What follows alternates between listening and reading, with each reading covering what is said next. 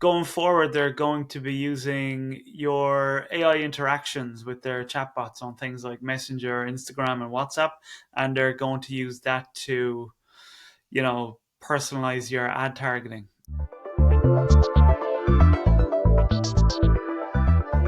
Hello. Hey Ryan, how are you, man? Not too bad at all now. Not too bad. What did you say? This is the 15th episode of season 1 of these podcasts, is it? This is the 15th episode. Yeah, I just realised as we were hopping on. So big old Yeah, milestone there for big us. milestone. So that's very exciting. We'll try make it somewhat of a decent one. But we Hopefully. are down a man, as you will notice. Oh yeah, Keno's not here. He's off doing is he doing a lecture or a presentation or something? He is, yeah. He's doing I think a bit of a big presentation. So we'll try hold down the fort for this week. So what do we have with the All right, news? so first up, this is something Meta announced. So going forward, they're going to be using your AI interactions with their chatbots on things like Messenger, Instagram, and WhatsApp, and they're going to use that to, personalize your ad targeting. I think this is coming into effect in December, so you'll probably see notifications coming in soon about it. What this kind of means is any conversations or questions or even images that you ask the AI or plug into the AI, or like get it to generate any kind of response, it's going to use that conversation to personalize your ads and the content you see in your feeds in things like Instagram and Facebook. Now, Meta did say that like sensitive conversations you have with the Meta AI, things like religion, sexual orientation, politics, health, race or ethnic origins or philosophical beliefs won't be used for ad targeting because they qualify as sensitive issues.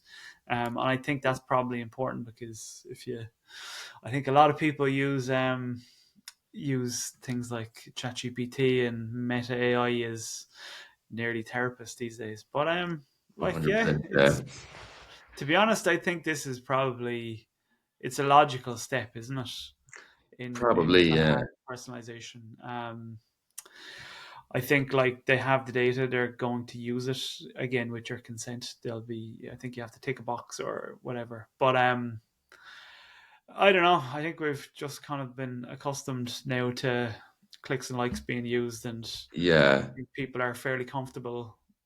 Are we like Using moving that. into like a new era of like marketing and AI? I feel like that's like a good few things of like the last few weeks we've spoken about are kind of like ways that it's now like that into all the chatbots or the LLMs that marketing stuff is now kind of sneaking into them in different ways. Yeah, this is it. Like they're kind of integrating it a lot more into it, and you're kind of seeing that with Google, and you're seeing it with Meta, and you're seeing it with Apple. And like they have all this personal data about you, so like kind of makes sense to for them to use it, I guess. But Yeah, they can't help but use it. yeah, but obviously, look, there's a bit of a privacy concern there, and I think some people would say this could be a step too far, especially you know when you do consider that people do tend to plug a lot of personal information into AI chatbots. Yeah, I suppose it'll be deciding on what's used and what's not used Yeah.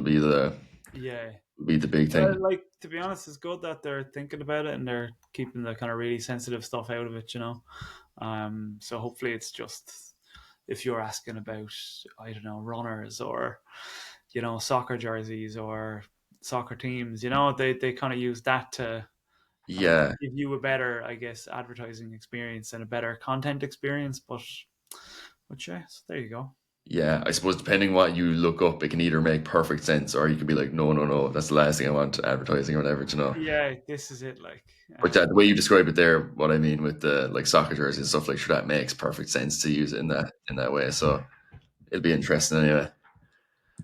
Um, so next one, announcing oh a new. yeah, this is a cool one too. So, YouTube is after announcing it's a kind of an extend with AI mode is what they're calling it for the remixes. So what this kind of lets you do is basically create an alternate ending for a short you can put your clip in, and then you use an AI prompt, and then it will create like a video segment that it will add to the end of it.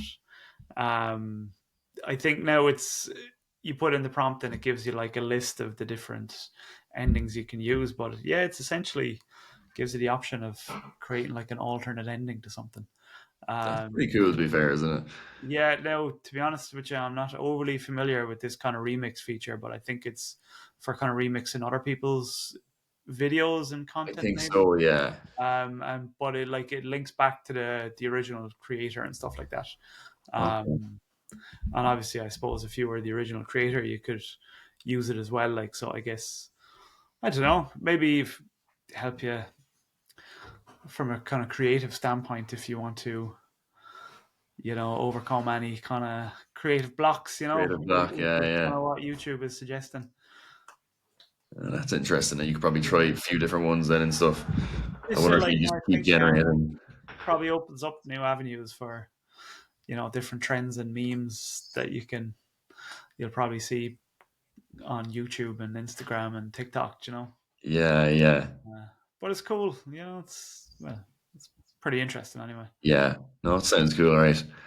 Um, so the next one, so we've been kind of wondering for a while, I suppose, when AI mode is going to be coming to us here. But AI mode is now available in more languages and locations around the world. So I think it says there's 35 new languages there and 40 new countries and territories. Now I did click into it to see which new countries were listed, and it did seem to list Ireland. There was a ton of the European Okay. countries listed, and we seem to be listed. But then when I went to go into it, there was a link there to access AI mode, and you can see Yeah. there's a screenshot there. It just says AI mode is not currently available on your device or account. So Yeah, I think sometimes with these features, like they roll them out like a little bit slower. They might just be you might kind of sometimes fall into a test segment. yeah, so it must be That, coming anyway. yeah, that's cool. That's really cool. I mean, we've been talking about this the last few weeks. Like, it looks really good. Yeah, So it'll be kind of interesting to actually play around with it and see what. yeah, I'm actually very intrigued to use it just because I feel like, yeah, like that we've spoken about it a nice bit now.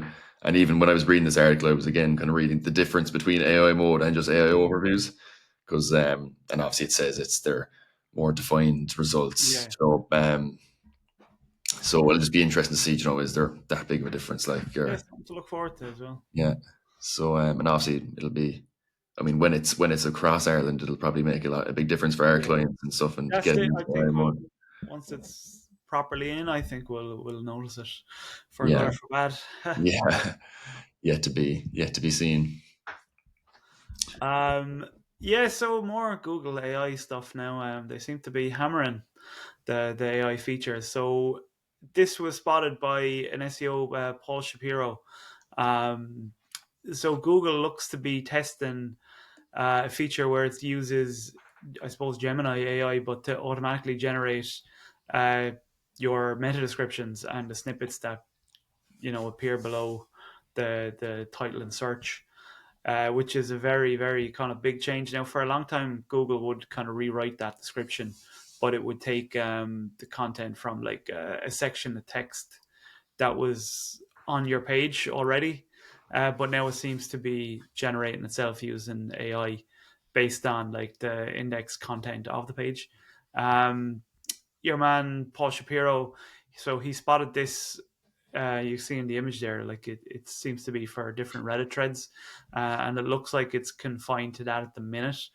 But I would say, based on Google's recent track record for kind of shipping out the AI features, you could expect to see that expanded to like a lot of different sites fairly Yeah, soon. It's an interesting one because I mean, you would wonder like it kind of takes away the need to write your own meta descriptions in the first place. Do you know what I mean?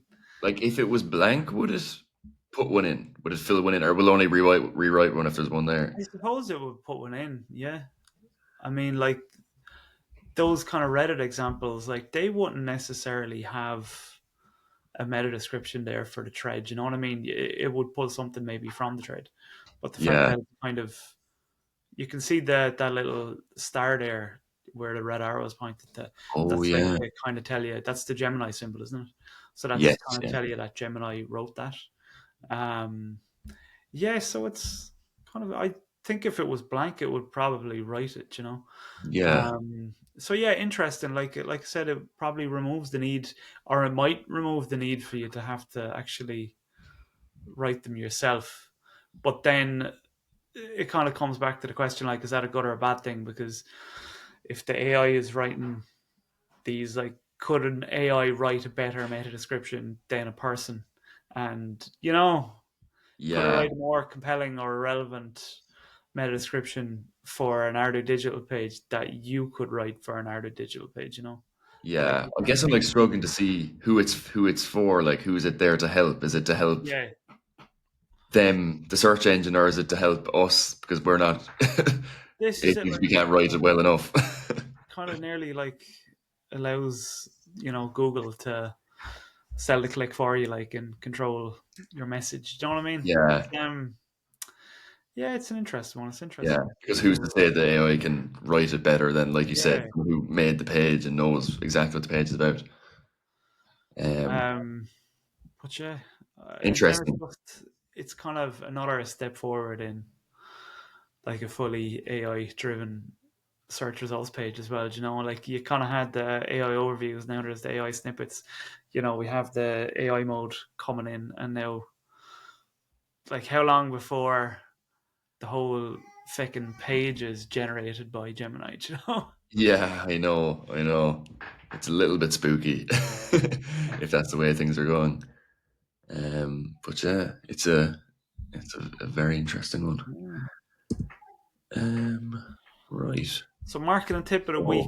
Oh, American tip of the week. So I threw in this one. We kind of just launched a few ad campaigns. So, and we made a one-off offer Yeah, for the ad campaign. So I think this was a nice little tip. So rather than just starting an ad campaign and putting budget into it for just kind of the same sort of thing you always offer, it could be nice to make like a standout offer, kind of a one-off thing to draw people in a bit more. yeah. Well, I suppose Um, like kind of one-off special offers like that. They kind of builds a bit of urgency, doesn't it? And I suppose for businesses like ours, it kind of shortens the sales cycle. I think you might have been thinking about hiring an SEO for months. You might be hemming and hawing about it, but there you see kind of like a good special offer. And this is not just, I mean, I'm using us as an example, but it's kind of for any business. It yeah, might kind of nudge people in the right way. And like, I think special offer is kind of maybe lower the barrier to entry for a lot of people. Like, definitely. Yeah. And it's a um, nice way to even test out something new, like test a new package to sell, yeah, absolutely. Because I mean, if something went really well, that could be like your new baseline package. If Yeah. that just it ended up being a really And good thing to sell. like from like a retention standpoint, like it's a great way to go out to past customers or reactivate kind of old leads. You could go out with your new offer and maybe be like, hey, look, we're offering this now if you're interested, and you might kind of win back a few customers that way. Yeah, Kind of absolutely. an effective way to restart a business conversation. Yeah, 100%. And even as we have a screenshot there, it's probably worth mentioning that like having a good landing page as well Hmm. for an offer like that is a good thing to do. So yeah, this is our offer that we just ran at the moment, our free fast track SEO audit, and a 15-minute review call. So that's something you can get, and then that can entice someone then to sign up when they see all the things, nice SEO things Yeah. that can be done for their site. So But, if anyone watching this does need SEO help, we have a fantastic offer for new customers at the moment. so keep an eye out for some ads. Um, right, what do we do next? So shallow dive of the week. Oh yeah, did you see this? This is I can't ever really pronounce the name of this company, I think, correctly, but Delight, is that how you say it? Yeah, Deloitte, I think. So they are this big global consulting firm, and they did a report for the Australian government, and I think it cost somewhere between 450,000 and half a million Aussie dollars. I think was it for the Aussie Treasury Department in the government. Okay. But they seemingly used AI to write huge sections of it, and there was all these AI hallucinations in this report that they delivered to a government body for a country. It's mad at that high level that that's like gone unnoticed. And Yeah. So it was things like they the AI made up fake studies and it made up fake people and attributed the fake studies back to fake people. It created like fake sources for books and things like this, and um, yeah, like fictitious quotes. It kind of created stakeholder feedback, things like this, and like it kind of gave quotes from like business groups and kind of research groups that didn't even exist. that's an Um, impressive amount of hallucinations there. Like that's yeah. So I think, like, look, they owned up. They withdrew the report. They apologized for the error, and they're after offering to redo the work for free. And just said that, look, it wasn't reviewed properly by a human person. And I think this is something we're always talking about when we talk about using AI. You really need somebody in there, kind of looking over what you're doing and making sure things like this don't happen. yeah, it's a good lesson if Yeah. nothing else, to hear something like this because it's easy to get, especially when productivity is paramount in ways like you're trying to get as much stuff done as possible, like everyone is, I guess. So it's good for something like this to remind you to slow down and check. I know, and especially with everyone trying to wedge AI into everything. Like I mean, you're talking about a massive, massive global company. And like they kind of fell down on just checking the AI's work. Like, Yeah, so it I kind of says mean, they don't have proper oversight policies in place. yeah, and if it was like being sent to a government body, like I mean, that's even This, like, it's not it's great for bad. your credibility, is it? Not at all. And like And like even I on, think, sorry, go on. I was gonna say, yeah, on the point of hallucinations, like I had one recently because I guess it can happen so easily, and for what Yeah, reason, like you'll probably never know. But I was writing social media captions and kind of producing a short caption, and in those captions there was links to a YouTube video. yeah. So I was producing multiple drafts of a same caption for inspiration for the captions. But a very simple thing like having the same YouTube link in every post, like the Oh, Gemini yeah, was I was using at the time was completely making up links that didn't exist every time. Small things like that, like because I was checking the text each time, say, but like one thing I thought would have no issue with, I was like, I barely almost didn't look at the link yeah. because I was like, surely the same link it can manage to recreate every time, but no, it was making up No, completely just crazy links. So like that's just one issue I had where it was yeah. completely hallucinating. Like, I don't Um, know. I suppose, like, at the end of the day, it's you or the company or the agency that's responsible, for the work you send on to a client, like, not the AI. And I think this is like a very good example. And what you're saying there is a very good example too, like, of what we'd be always saying. You need to have a process that brings in the human element. So you need to be doing your fact check and your verification, and like then get somebody else to do a kind of a peer review. Like, that was obviously missing here for Delight. Um, yeah, because otherwise things like this happen, and it's not good for, like, the brand credibility. When you do see that kind of lack of quality control.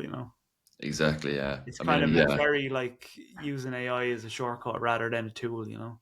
Exactly. Yeah. Yeah. You can never be too careful, I think, is Yeah. the message here. Um, But yeah, funny that it's on that big of a stage. So a few of the trends of the week. Ray Darcy seems to have stolen the top spot this week, Yeah, he stepped down from RT, did he? stepping away from RT after I think he's 11 years in RT Radio One. You were kind of saying that he Yeah, was like, with AFM before that. Jesus, like, he would have been big years ago. I'm showing my age here now, but when he was on Today FM, Christ, but that, like, I Oof, was I even in college? I think I was working before college, like, and it used to be on the radio. You know, they used to Yeah, do like Fix a Friday and stuff like that. Like, so you're kind of talking. I don't know. I want to say 20 years ago, more. yeah, over 20 years. Yeah, but he's stepping down anyway. That's the biggest kind of trend. And Kieran Cuddihy is there. He's after taking over news. Did he move from News Talk to RT? Oh yeah, he's He's the moving new to live Liveline line. I host. think maybe. Yeah, Is he replacing Joe Duffy? Is it? I think, or no, I don't know. Is he? Because I think Dave McCullough is also taking over one of them. Okay. He might be doing that one, and Yeah. then live line. I think maybe is what Kieran Cuddy is doing. I wasn't too familiar with Kieran Cuddy until the recent presidential debate. He was the one doing one of the debates, but geez, he Yeah. wasn't giving them an inch. He was. No, and like sometimes that's good, but then I find he kind of just shouts over people. You know? Yeah, I find it a bit hard to watch sometimes as well. Yeah. What else do we have there? England v Wales. That was on last night, was it? England v Wales, yeah. There's India, West Indies, bit of cricket. The Nobel Peace Prize. Nobel Peace Prize. Is that soon, is it? Or I think it was. Was that like yesterday? Maybe. I think okay. a Venezuelan politician, Maria Machado, maybe. I think she won it possibly, Oh wow, okay, cool. despite Trump's insistence it should be him. But look, I mean, I don't want to get into politics and stuff here. Like, not the place, yeah. But that's probably why that's trending. I think with stuff going on there in the Middle East, they were kind of pipping Trump if he could get it sorted, but maybe he Oh can't. yes, yeah, yeah, yeah. But I Uh, think there's just been literally in the last half an hour there was breaking news there that the ceasefire is after coming into effect. I think so. excellent. And then right down at the bottom, I was gonna say, do you want to Philadelphia Eagles. mention? We better not talk about it around there. Do you know what? They're actually not too bad. They're now 5-2. They were beaten by the New York Giants last night. Didn't score a single point in the second half for second week in a row. They were 4-1 going into another 5-2. Still top of the conference, but just they can't seem to put that together. That's the problem. We won't talk about that. Well, I hope for your sake, Mark, that they're in the trends for a better reason next week. Probably not. So helpful tool of the week. I kind of just noticed we had never spoken about Canva. I don't think so. I said I just throw Yeah, in Canva this week because like something we use it a huge amount. Like, and it's a good one because it's so quick and accessible and easy to use, and like you yeah. can actually produce really high quality That's stuff out it. of You it. can kind of produce design quality work without being a designer, graphic designer. Exactly, yeah. Like I would have a background in college and stuff of using like the Adobe suite, so like your Photoshops, your Illustrators, your Premiere Pros, stuff like that, which are obviously high standard design software, and they're brilliant, and they're they can be very not super intuitive, and they can be very hard to figure out. It's like learning a whole new language, like when you kind of go to use one of them. But in Yeah, fairness, with Canva, it's kind of one you can just kind of walk straight into. Anyone can kind of use it, and like that. There's loads of templates as well, which is nice. A lot of like big templates that you can say you don't have to start with a blank page often. You can kind of put in a template maybe and go from there, move stuff around. It's good for inspiration. And yeah, it's just a good all around tool. Like it has free audio, it has images and mm, videos that are like you're free to use on websites. Like they're copyright free, I guess, if you're signed up to the full version of Canva. I just yeah, think it's unreal to be honest. Like it's a very yeah. handy No, I like tool. Canva. I find it very easy to use. We've been using it, I suppose, for a long time. And yeah, just great little suite of features there. Yeah, And like they're constantly adding stuff to it as well. Like, yeah, very very good. but Like yeah, it's great for like if you're like us, kind of a smaller business or an agency, and you maybe if you're a small business and you don't necessarily have the budget to go out and like get a designer or hire like a social media expert, like it's good. You can do a lot in it yourself without a lot of experience. yeah, and like you can make photo, video, Like I said, there's a load of free audio stuff in as well. So I must say now, it's a very, very handy tool, and I don't think probably too expensive as well compared to other design softwares. No, Anyway, it's yeah, probably quite affordable. So yeah, Canva, a good one to look into. So ask the experts. my Again, favorite section. Huh? we're down one of our experts. Oh, Um, but one of them is here, but well, um, yes, it's good you joined us this week, right? the furthest thing from the expert here. So what do we have this week? So which SEO factors are not in your control? Which SEO factors are not in your control?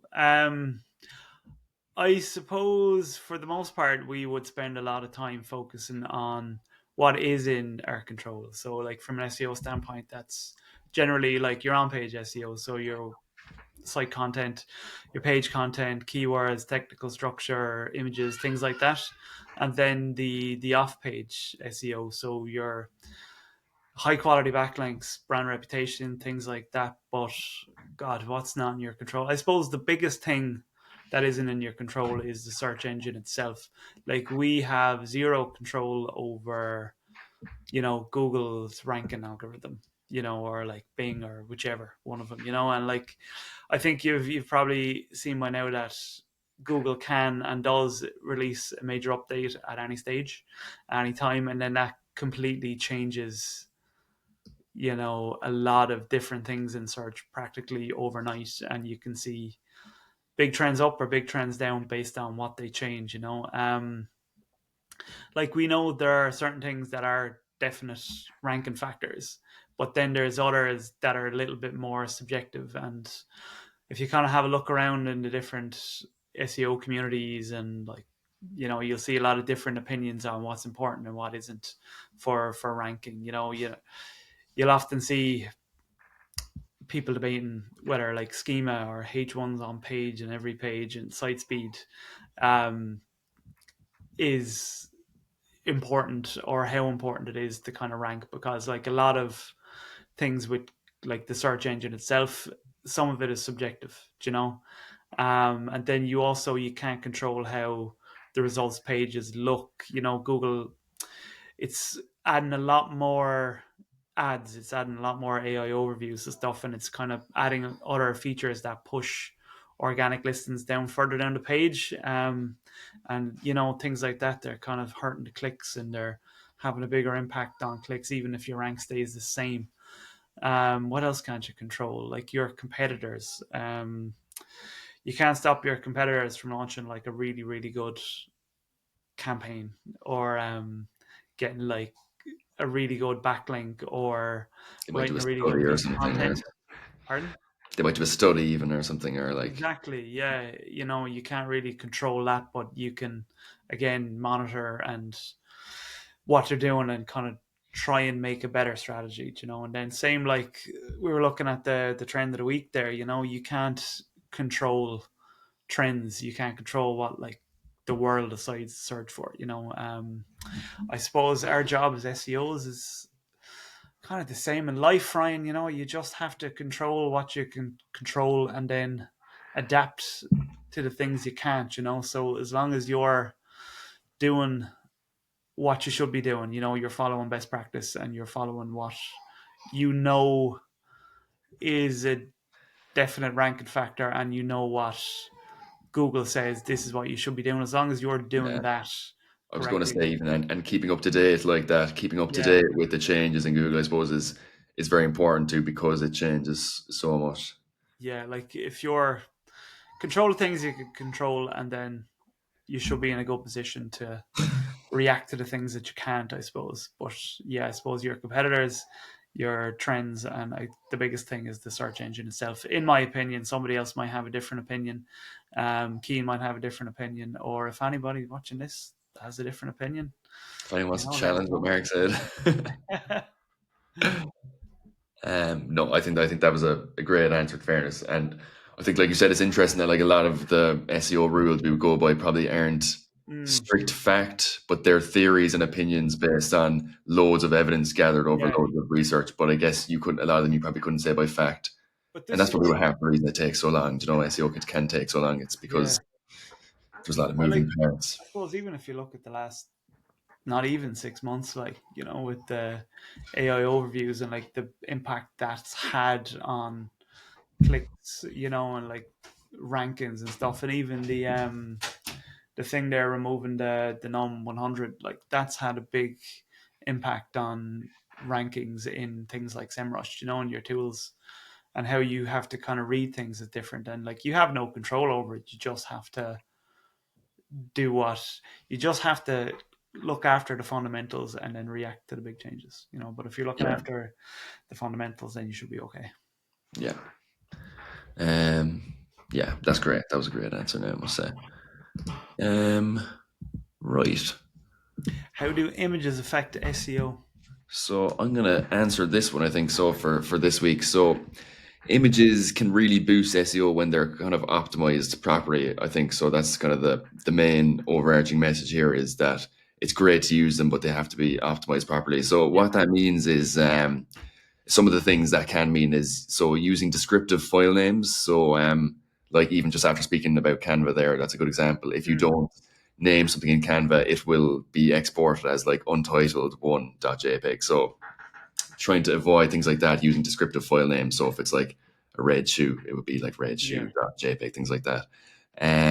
Using the alt text to describe the search engines why or what exactly the image is. So giving it as much information as possible. Compressing images to improve the loading speed of a yeah, page. So yeah. That's a big that's a like bit, I think, a speed. big one. Is a Yeah. big rank factor. Like, yeah, So, and there's loads of websites like that you can use to compress PNGs. Softwares like Canva, again, this is starting to sound like an ad for Canva, which it isn't. But softwares like Canva will give you an option when exporting to export below a certain amount of kilobytes and stuff. So that's another a yeah, good one to use. But then obviously you want a total line between something being too low quality where it's not worth having in there. So you kind of want a total line. I think under 100 kilobytes is yeah. a It's good a good metric for images. I think that's quality. kind of what we go by. Sometimes if like an information heavy infographic, that they might have to be higher if there's a load of small text and stuff like that. Yeah, But using the right file formats as well is another good one. So like using JPEGs for photos and PNGs for graphics. And then I think it's important to remember too that it is still quality over quantity. So mm, it is great to have a load of images, but it's better to have a few very well optimized images that benefit the article, say, or whatever they're in, rather than having yeah, 20 unoptimized ones because you think it's more images the better. Um, and at the end of the day, visuals, they help engagement. So visuals on a page means that it might keep visitors on the page for longer. yeah. Absolutely. Like I So find that like if it's just all text, it doesn't hold your interest as much. Like if you have it kind of broken up with some nice relevant images, it's kind of exactly, yeah. I even think like sometimes reading text off an infographic is nicer and easier than reading it off just the white background of the web yeah. page, you know. And yeah, look, Um, brilliant advice. I mean, we kind of know a really good, like a well optimized image, they rank on Google Images, and you kind of see it in those carousels to the right when you do searches. So like might be small numbers, but it's another little traffic generator, isn't it? If yeah, you're kind of doing it right. Um, absolutely. But so yeah, yeah, so brilliant. Yeah. that's basically it. So one more question, I think. So explain domain authority. Explain domain authority. So domain authority is it's like essentially your website's overall reputation.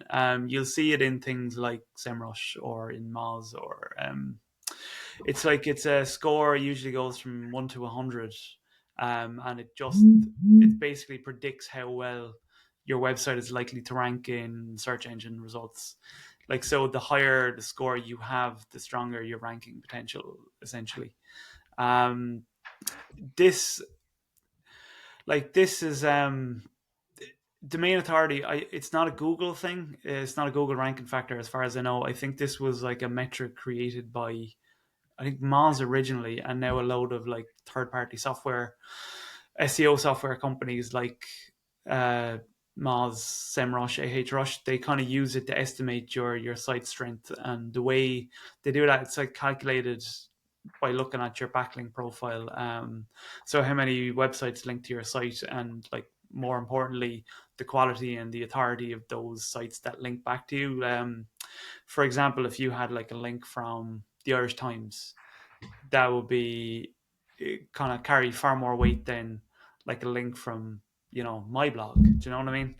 Um, so it's kind of, I suppose, the real value for domain authority is like as a comparative tool. Um, so like a score of 40 compared to your competitor's score of 30 or 25, it's a nod that like you have a stronger backlink profile and a better chance of outranking them for like the same keywords. I feel like domain authority is something probably, especially that takes a nice bit of time probably to build that up. That's a hard one to kind of probably get overnight. Is it? Like that Yeah. will take time. That's it. Like it's kind of, it is, I suppose, with everything in SEO, it's built up over time. I mean, if you have a website, I don't know, about red shoes, and that's all you're talking about, you'll probably find it very easy to rank for something in the topic you're talking about. But then if you start talking about, I don't know, blue hats, you won't see yourself rank as quickly because you're not essentially You're not an seen as an authority of expert in that. that. Yeah. Um, Um. But yeah, that is us for this week. yeah, very good. So happy 15th episode, Mark. Thanks very much, Ryan. Same to you. We'll be back next week for number 16. Number 16. We'll have to eventually start to call it season 2. We'll have to cut off at the end of what we're calling season 1 at some point. Like, do we get the season 2 now in January? Yeah. Okay. Cheers, Mark. Cheers for that, Ryan. See you next week. See you next week, man. Bye bye.